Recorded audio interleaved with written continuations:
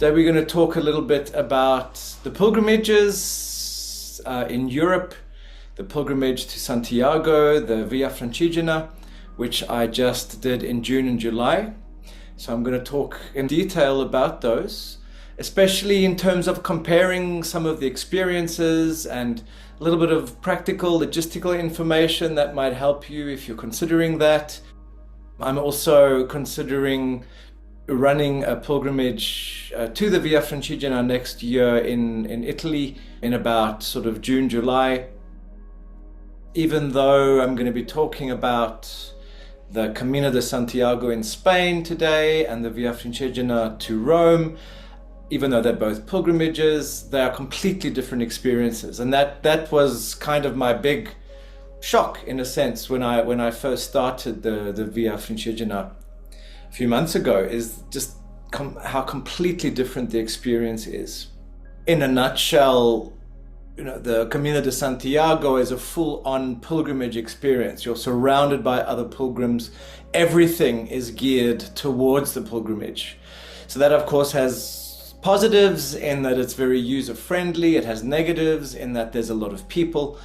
The walk to Rome, I was basically literally the only person doing the pilgrimage when I was there. I bumped into two pilgrims twice the whole time.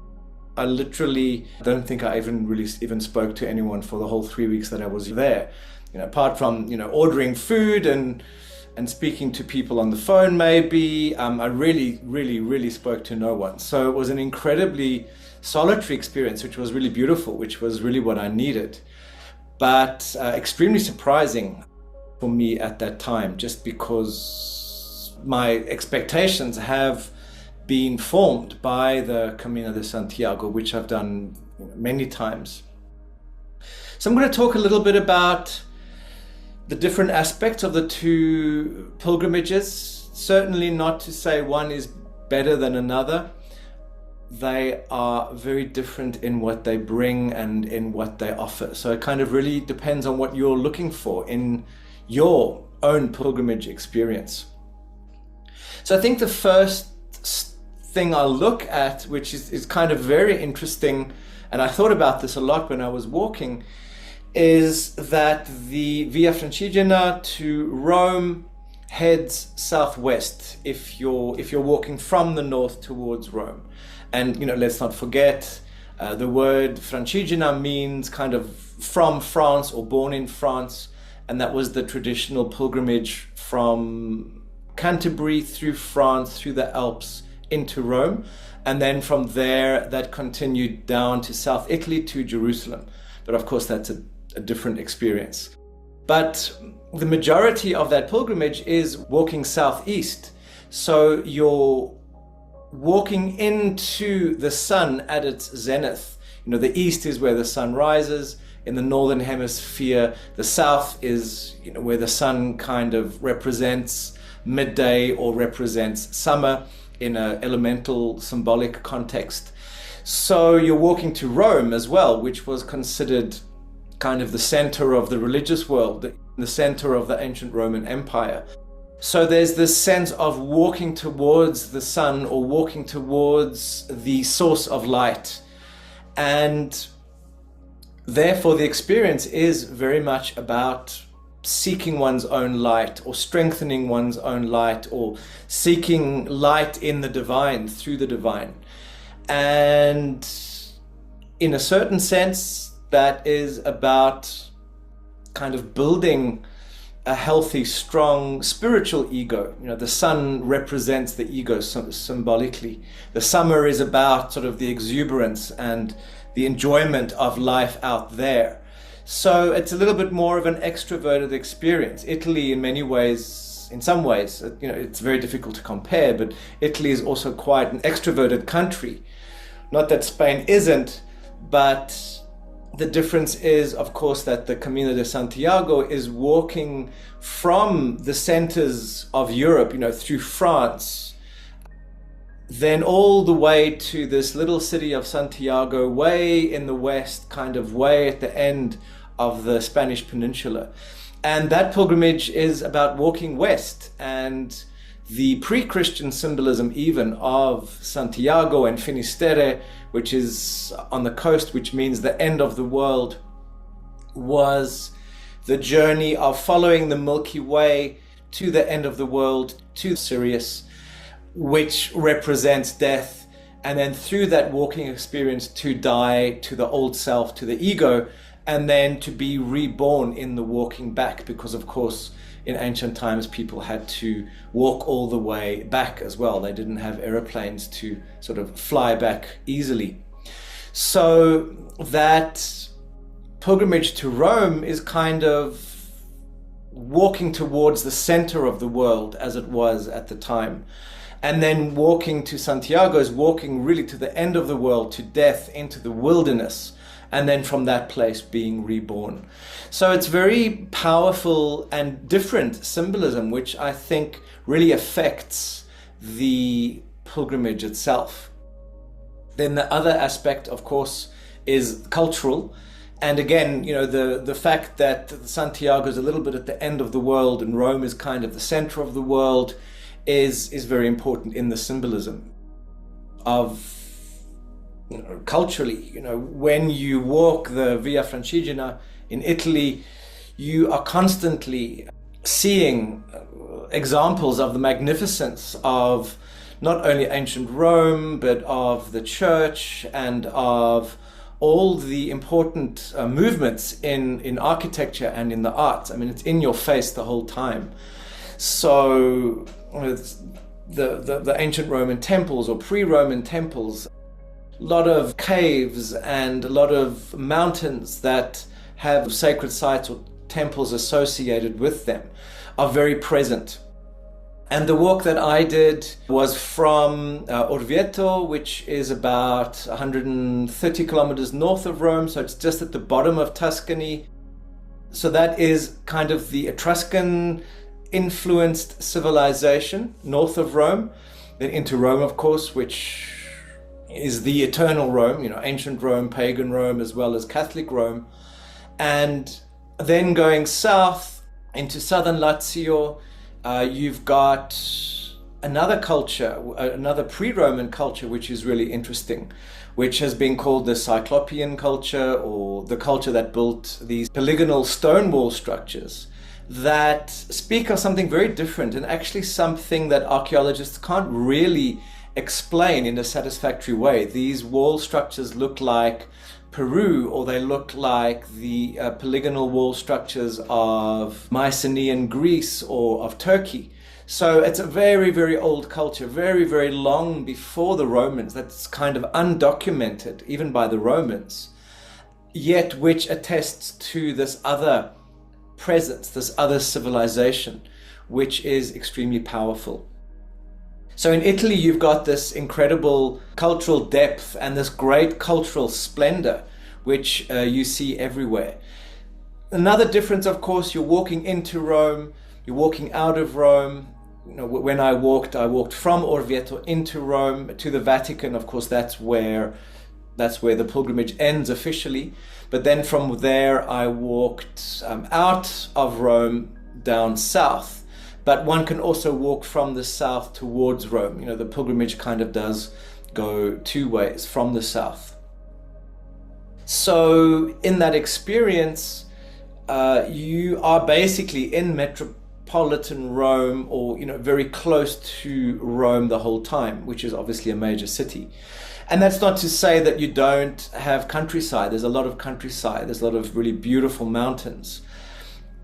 But the presence of the city is kind of there the whole time. Unlike Spain, you know, you're walking from, well, the walk that I usually do is from Leon to Galicia to Santiago. So you're really walking through mountains, you're walking through farmland.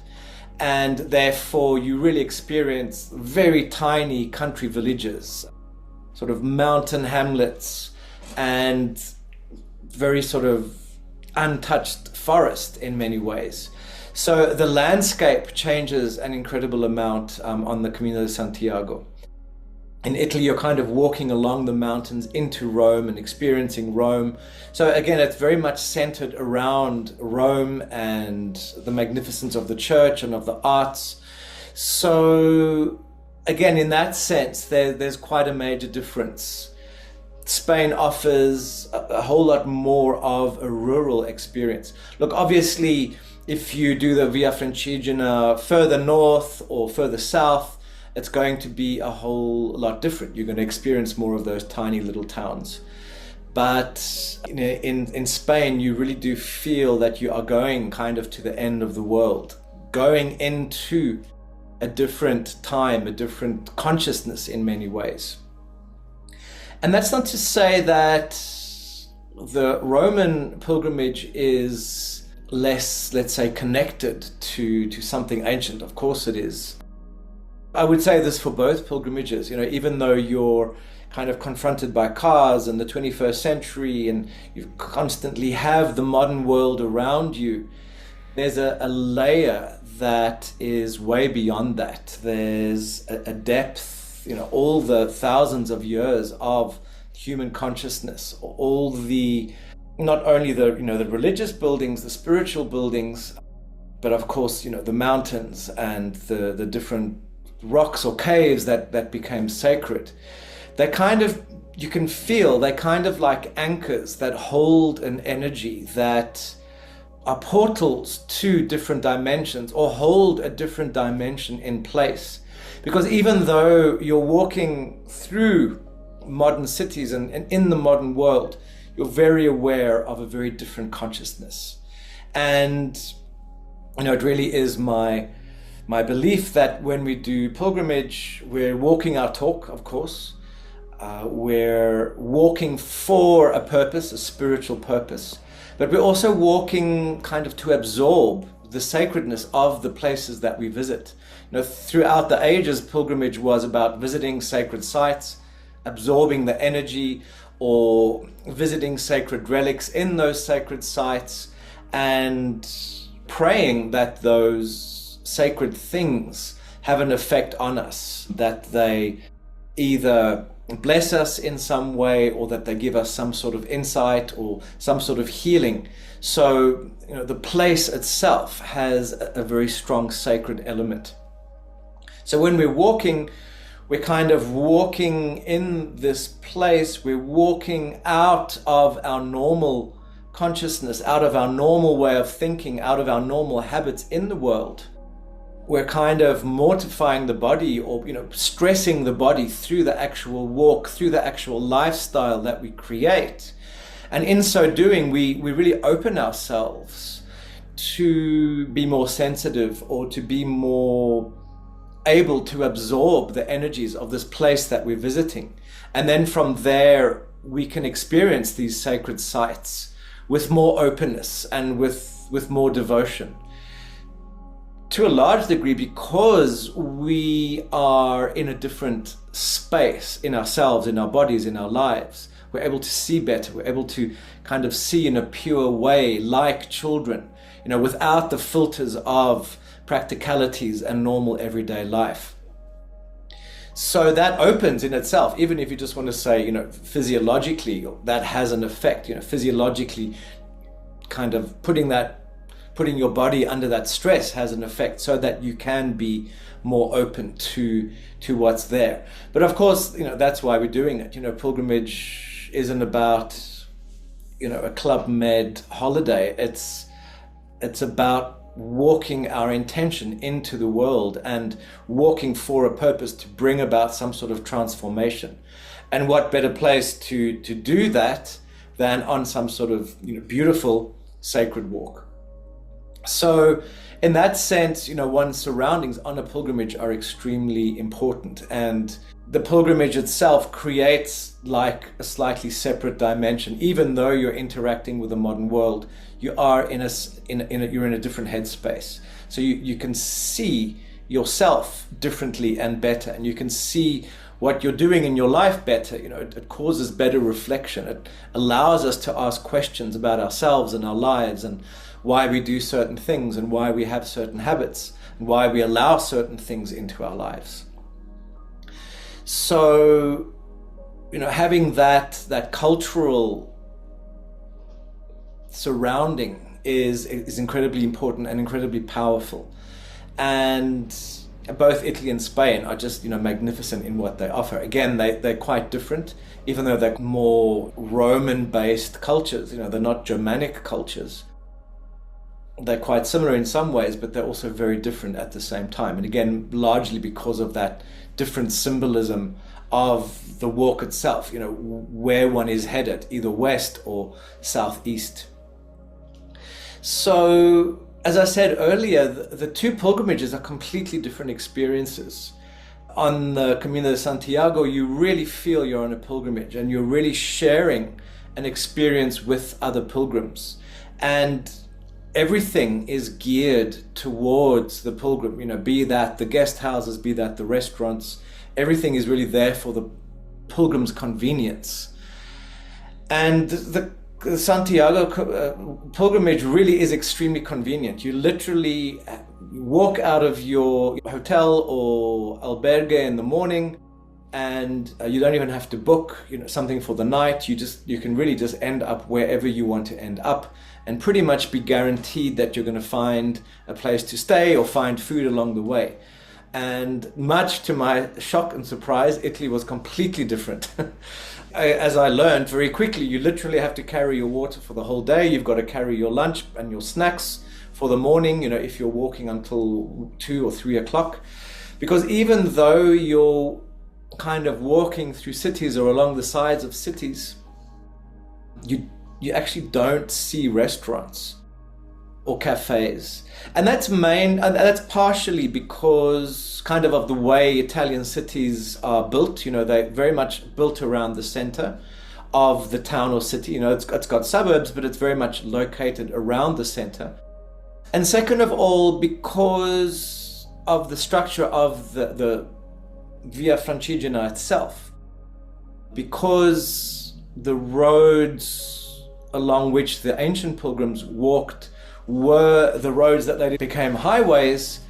There are a lot of highways and a lot of main roads. So the modern organizers of the Via Francigena have kind of figured out semi-alternative routes that you don't have to walk along those main roads or highways the whole time. So you kind of go a little bit off into the forest or a little bit off into the mountains in order to avoid those main roads.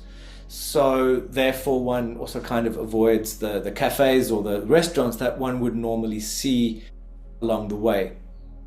So that's a good point and a little bit of a negative, because you therefore, you don't have access to kind of some of those conveniences.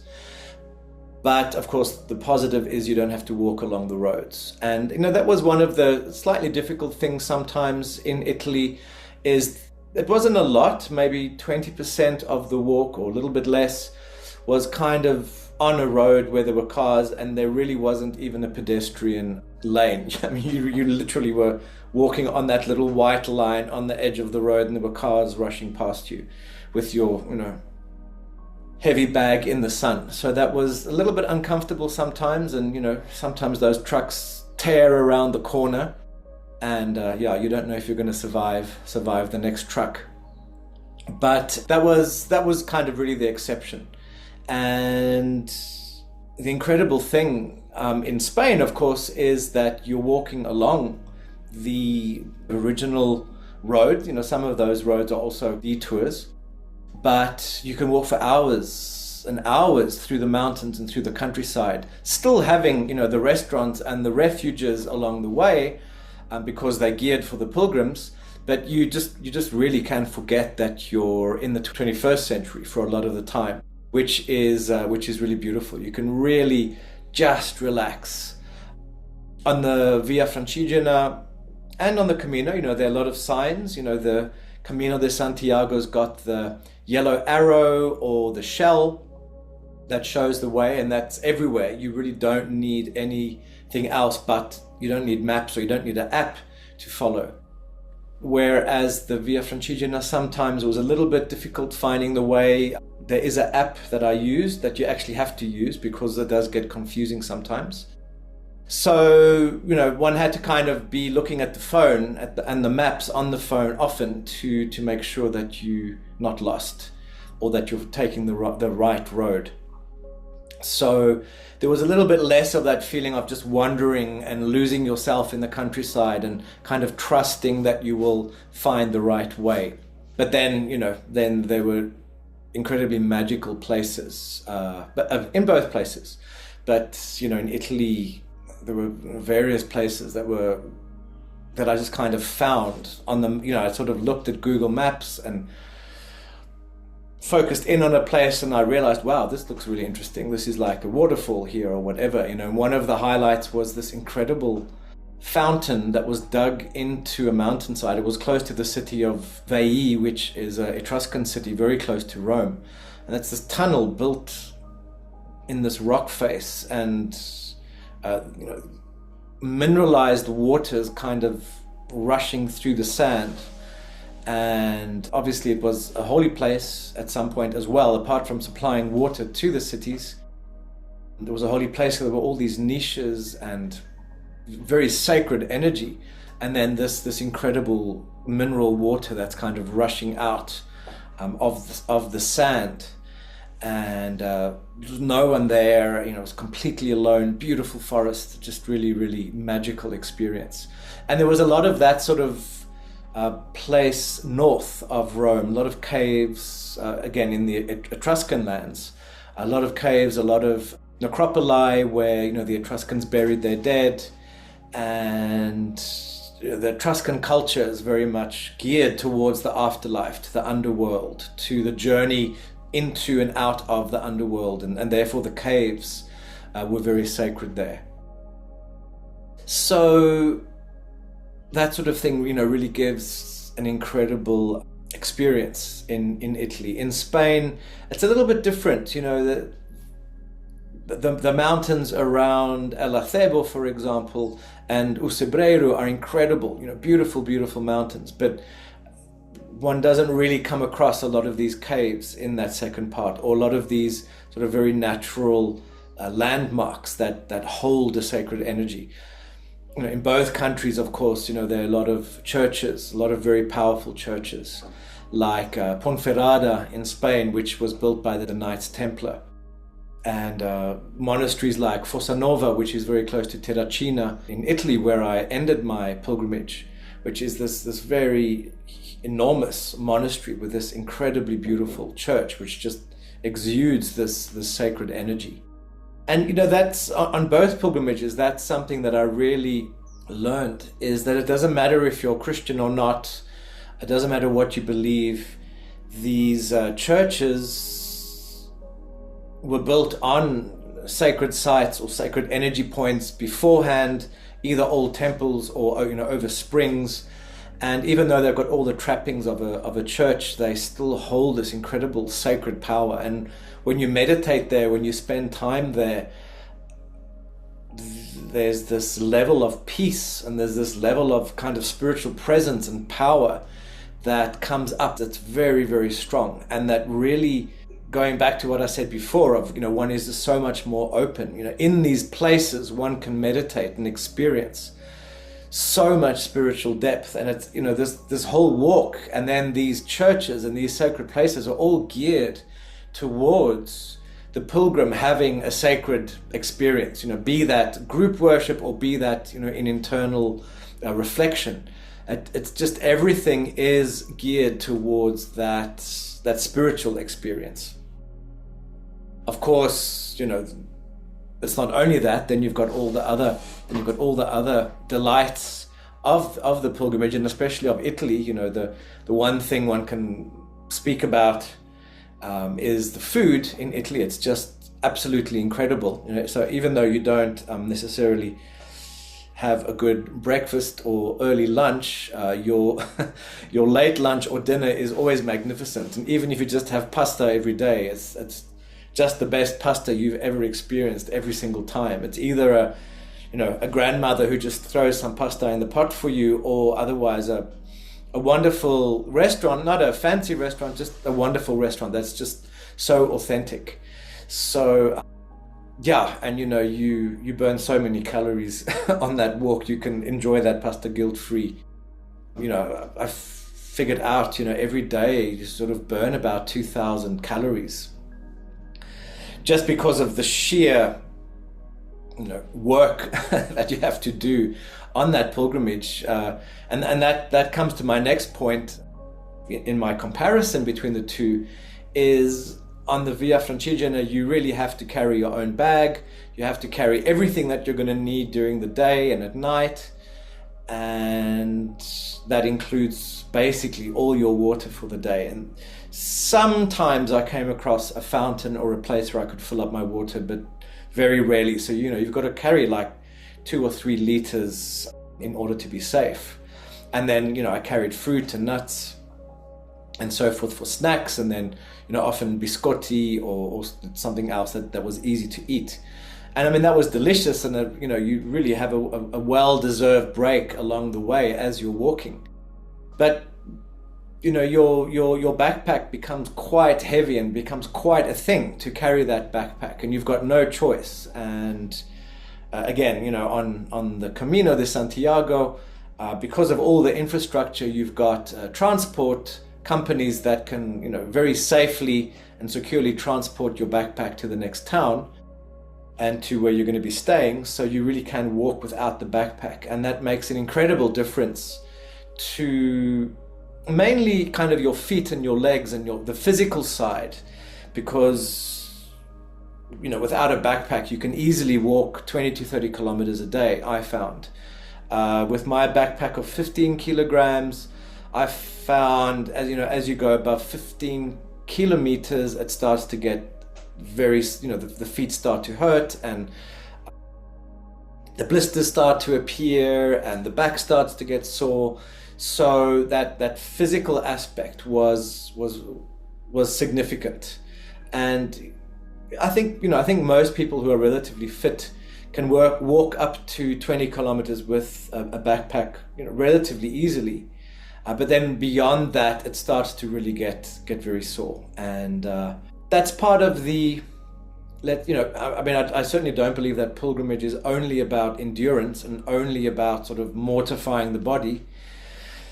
But that walking aspect, of course, is important, and it is important to carry one's backpack. But I also don't believe that it's a moral thing that one should carry one's backpack on the Camino de Santiago, for example.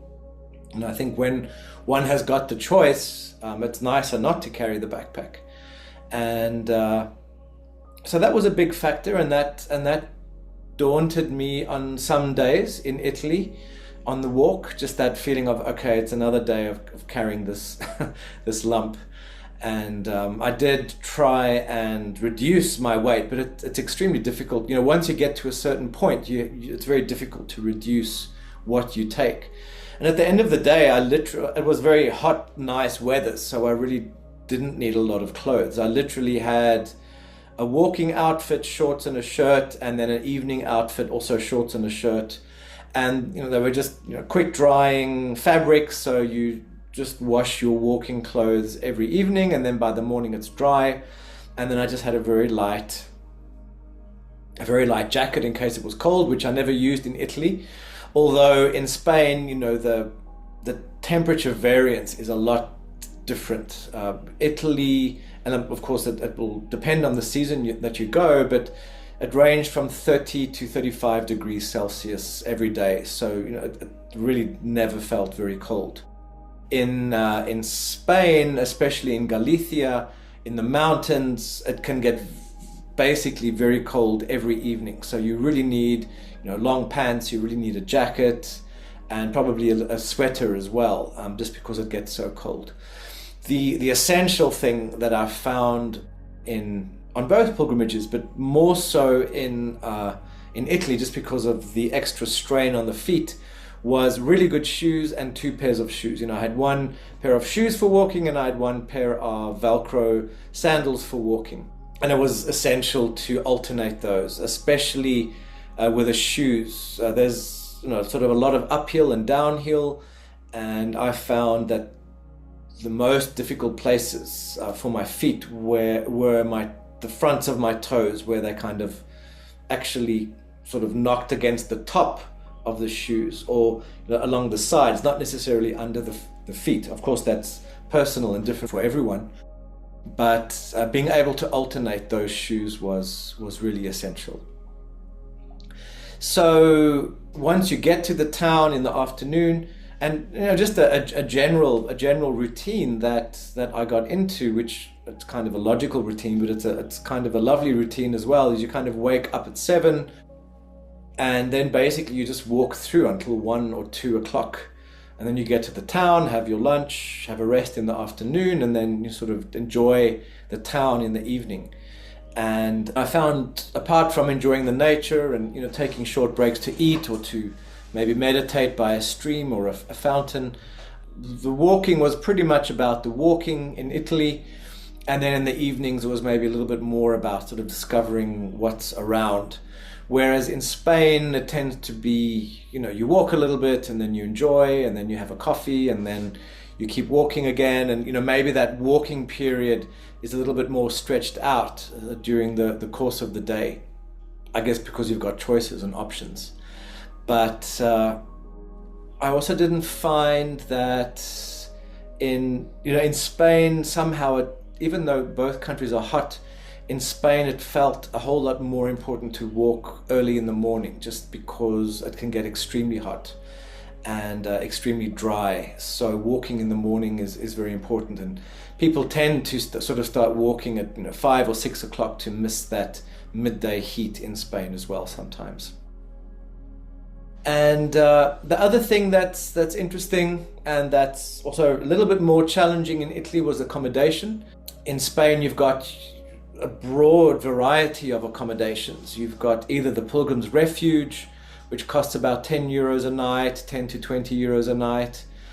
And then you've got hotels. If you share a hotel room in Spain, it's maybe 30 euros a night sharing, maybe 60 euros a night if you're alone. But you had many options, and you really don't have to book ahead. The refuges and the dorms, for example, get very full in Spain because there's so many people. So it may be a little bit crowded sometimes, or a little bit noisy, and a lot of snorers maybe. In Italy, I didn't ever stay in a refuge because they were actually quite hard to find. I could have really looked them up, I guess, if I wanted to, but I didn't really feel the desire, because it just actually seemed really difficult, and it seemed limited where one could stay. So at the end of the day, I ended up having to sort of pre-book, and I stayed in amazing places. One of the places I stayed in was a palace that was actually a museum, and within, I had a room in the museum. And at night I could wander around the museum and take a look at what was happening. It was really, really beautiful. And another night in Fossa Nova, I stayed in a tower, like a guard's tower above the arched entranceway into the monastery. So it was also like a really medieval little tower that I stayed in. They were beautiful, but it's obviously more expensive. So in Italy, Italy isn't cheap in general compared to Spain. Spain's probably half the price of Italy in general. So in Italy, if you're staying in sort of a hotel or a B&B or whatever, you're looking at 60 to 120 euros a night. Same goes with food. Even though in Italy your food's kind of a whole lot more varied and a whole lot better, it's a whole lot more expensive as well.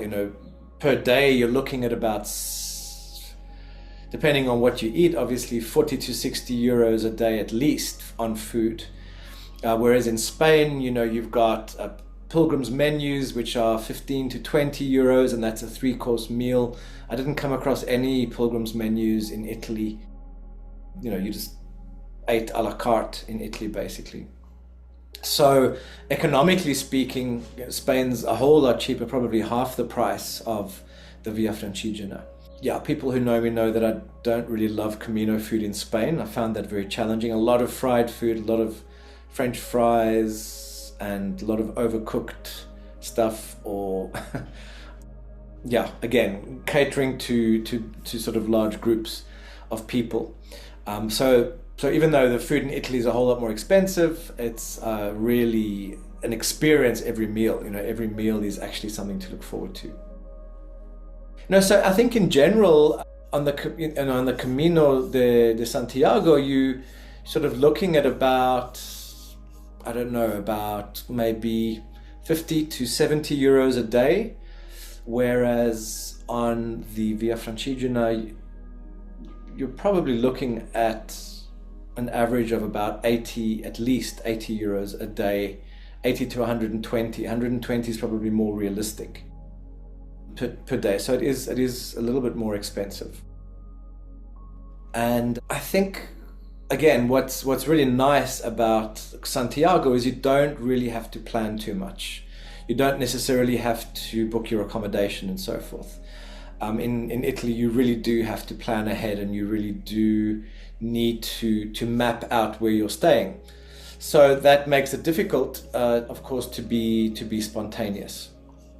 The other thing that was difficult, apart from the transportation of one's bags, which was basically impossible, if one did feel you didn't want to walk, or the stretch was too long, or you needed a break, mysteriously, and I really didn't understand this, there were no taxis whatsoever, even on the taxi apps, even on Uber, and this is really close to Rome. It's basically impossible to get a taxi on that Italian walk. So you really have to hope you don't get injured, or you really have to hope that you can make it to the next town. There is a bus service in Italy that has, I think it's only got about 3 or 4 buses a day. So that's something you could do if you really had to. But you kind of really are on your own, and that, of course, is an amazing spiritual lesson. Not only are you kind of on this solitary walk, and again, even though you're in the middle of the city or a very urban experience, you're pretty much on your own, even when it comes to let's say buses or taxis or whatever. It's like you've kind of got to make it there, and that really teaches you a lot about self-reliance and about having the strong intention to get to the destination, and to do the walking side of things, but also to do the spiritual work, confronting fears, confronting resistances, being strong in one's intention and desire to finish. And I will say, at the beginning of my walk in Italy, I kind of thought, gosh, why am I actually doing this? I mean, apart from the beauty and the spiritual experience, what am I putting my body through for this? But the beauty of that sort of experience is, at some point, 2-3 days later, something else kicks in, and you're just in the experience. And then somehow none of those physical discomforts or challenges are an issue again. It's almost like kind of getting into the mode of pilgrimage is the biggest challenge and difficulty. Once you're in that mode, then you kind of flow with the energy. And I think on about day 5, I had very sore blisters for a day, and then I just kind of doctored them, and then they were fine. And then I think on about day 12 or so, I had another burst of blisters, and then I doctored them, and then it was fine. And that really was the only discomfort I had. And again, once you're in that pilgrimage mode, unfortunately, then the time just really flies by. You sort of go in, start walking, and then something happens, and then the pilgrimage is, you've only got 2 days of walking left, and then suddenly it's like, oh my goodness, stop! I don't want this experience to end. And that's I guess, on the one hand, the power of the human's ability to adapt, but on the other hand, it's you get into this not only internal mode, but you're supported by sort of all the beauty and the spirituality around you that just takes you into this altered state of consciousness. So, apart from the physical side, it's it's an emotional ride. It's an emotional exercise that you're going through, and it's an exercise of getting to know yourself in a new way. And of course, it's always through some sort of challenge or some sort of breaking of a comfort zone that we can do that on the most profound level. And no matter how easy or difficult the pilgrimage is, any pilgrimage is going to do that, because you are just confronted with yourself. You can't escape yourself on those walks. You can't escape yourself on those challenges. But then again, it makes one question, not only what is my self, what is my identity, but what is my relationship to the divine. And that's of course where we kind of open so much more to the spiritual side, is through the challenge, through the ecstasy of the beauty, through the kind of miracles that happen along the way. It was very beautiful, just especially on this Italian trip, because I know the Camino de Santiago so well.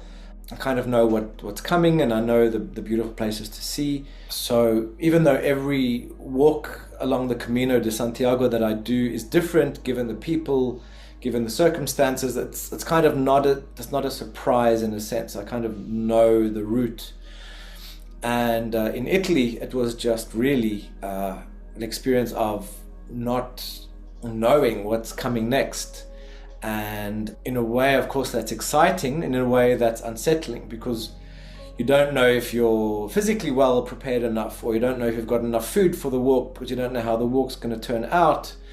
And then, of course, you don't know what's around the next corner. And my thing with Italy is always my fear of missing out, because there's just so much. There's just so much that you always have to make decisions of, okay, I can't see it all. I'm actually just going to have to decide on this. And then hopefully this is the right decision. And that was, that was one of the little, I guess, miscalculations I made when I planned the trip.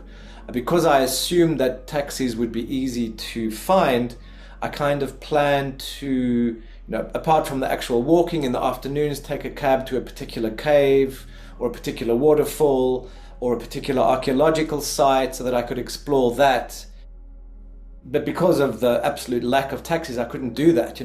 There was no way I could add an extra 5 or 10 kilometers to my day's walking in order to visit those sites. So, you really are very limited in kind of what energetically your body can do on those sites. But, if one kind of takes the walk more slowly, or if I guess, you had a car available, you could visit a myriad of these other sites that are just 5 kilometers away from, the villages and the places where one stays. So Italy is always about, you've got to have boundaries, because otherwise you'll just get completely lost or completely frustrated in the fact that there's so much to do and to see all the time. And next year when I take a group, obviously when we're in a group it's going to be very different. We'll sort of have each other to sort of bounce ideas off with and share experiences with. That really is one of the beautiful things about the Camino de Santiago, is just the people that one meets and the interpersonal relationships that one develops. You kind of bond forever with the people that you meet on the Camino. In conclusion, I think the big takeaway for me was they're both pilgrimages, and in certain ways you can compare them, but in other ways you can't compare the two experiences, just because they're so completely different. And always the thing with pilgrimage, during the pilgrimage, of course, you have certain experiences, you visit certain places, but then it's really about the seed that you plant and the experience that you create in yourself that then transforms and affects your life afterwards. That is important. So whenever you do a pilgrimage, you are planting a seed for the future. You're cleaning the slate for the future. And sort of, I think the big question always with pilgrimage, and I guess in general with any deep transformational work in our lives, is that when we clean the slate, when we, through whatever process, purge and release the old, turn our back on the past, allow ourselves to be reborn, we starting with a clear canvas. And then the important question always after that is, what are you going to put on the canvas now? Now you've got a clean slate, you've got this wonderful opportunity. The first step in that is seeing what life brings and what life kind of puts on that canvas as a background, let's say.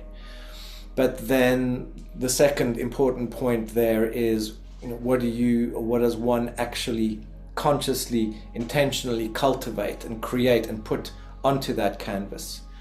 And that goes for for all our life experience. Is we constantly have this opportunity to create, but the real question is, do we keep creating in terms of the past and in terms of the old habits, or do we allow the opportunity to truly be reborn and then create from something new? So I'm actually, next year I'm thinking of running the pilgrimage for a group, 2 weeks. So it'll be about 10-11 days of walking, and then having 2 or 3 days in Rome to sort of experience some of those power points in Rome. Again, Rome is such an integral part of the actual pilgrimage, because it's constantly present. And there's just so much in Rome to experience, and so much of it is just of such incredible spiritual level and such incredible spiritual teachings, that when I do this group, it's going to be really important to have Rome as part of the experience. So I'm really looking forward to that. And probably what I'll do is I'll walk from the south, from Terracina into Rome, just because there's really interesting places along that road, and